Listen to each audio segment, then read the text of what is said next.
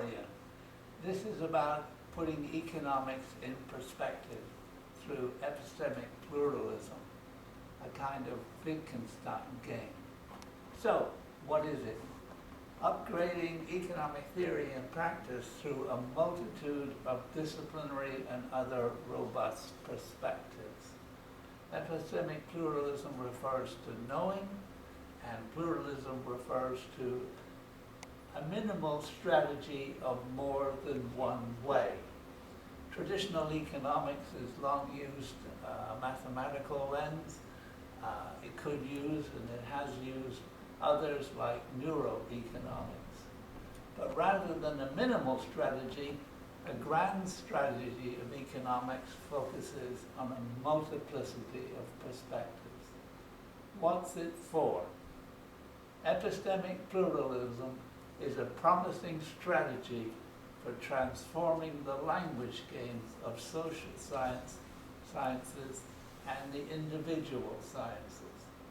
Like economics is the queen of the social sciences. It's not that mainstream economics doesn't produce valuable results, yet single lenses, or too few of them, can be misleading, partial, and limiting. As Wittgenstein claimed, the limits of my language mean the limits of my world. From this comes a Wittgenstein game. But there's more. First, a little bit about three aspects of economics, many voices. Economics is often misunderstood as speaking with one voice, but there are varieties: classical, neoclassical, Austrian, Schumpeterian, neo-Schumpeterian, Keynesian behaviors. Economics is often misunderstood as speaking with the voice of science. Listen to the great economist Joseph Schumpeter. He wrote, "The frontiers of the individual sciences are necessarily shifting, and there is no point in trying to define them either by subject or by method. This applies particularly to economics, which is not a science in the sense in which acoustics is one, but rather an aggregation of ill-coordinated and overlapping fields of research in the same sense as is medicine." Now, the relevant literature on this is very large. Third thing, economics is often misunderstood as speaking with a single and scientific voice in support of neoliberalism and the American business model, ABM, including market fundamentalism, as well as the rule of self-interest, minimal state, and low taxation. Even within the largest school, the neoclassical, there are radical differences between the freshwater and the saltwater subvarieties, as they're called. Economists, or they can be called, economists like Hayek and Friedman favor the free market as a self-organizing and spontaneous system. Economists like Paul Samuelson favor centrism, a mixed economy. Some think that the free market doesn't exist. So what we're asking is for economic thinking and practice to come out of the cul-de-sac.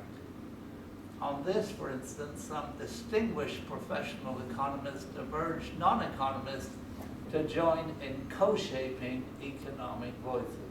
For instance, Cambridge economics professor Ha-Chu Chang, in his wonderful book, Economics, a User's Guide, argues that the non-economists should become economic citizens. He says the economy is too important to be left to professional economists alone. Willingness to challenge professional economists and other experts should be a foundation of democracy. And economics, he adds, is easier than you think. As another example, Sorbonne economics professor Thomas Piketty, in his wonderful book also, Capital in the 21st Century, claims that wealth distribution is, and I quoted, too important an issue to be left to economists, sociologists, historians, and philosophers. It's of interest to everyone. But I will go beyond such views in that it seems more important for professional economists to reach out to the multiplicity of disciplines. Professional economists should escape their disciplinary box, their iron cage, their cul-de-sac. So, what number of non-economic lenses is best? Well, one thing is it could be minimal and grand. It depends on the purpose and the circumstances. The most minimal could apply one lens, as for instance in neuroscience or psychoanalysis, or like mainstream economics, mathematics. A grander version would be like Arnold Modell's Biology of Meaning, requiring philosophy of language, linguistics, cognitive sciences, neurobiology, and psychoanalysis. An even grander version would be like what E.O. Wilson, a biologist, describes as consilience, and the unity of knowledge, uniting the sciences and ultimately joining with the humanities. It depends also on purpose. If the aim is justification, only one lens is required. If the aim is discovery and the subject is significant, it depends on time and effort. So, in an ideal world of the gods, economics would want all lenses. In a world of scarce resources and energy, selection is unavoidable. So we'd have to make some preliminary choices. Which robust perspectives would you like? Disciplinary only, or discipline and schools of thought? Comfortable only? What elements of economics are vehicles for reflecting on implications? Are as presently constructed, socially constructed, or at the center or the circumference of the discipline?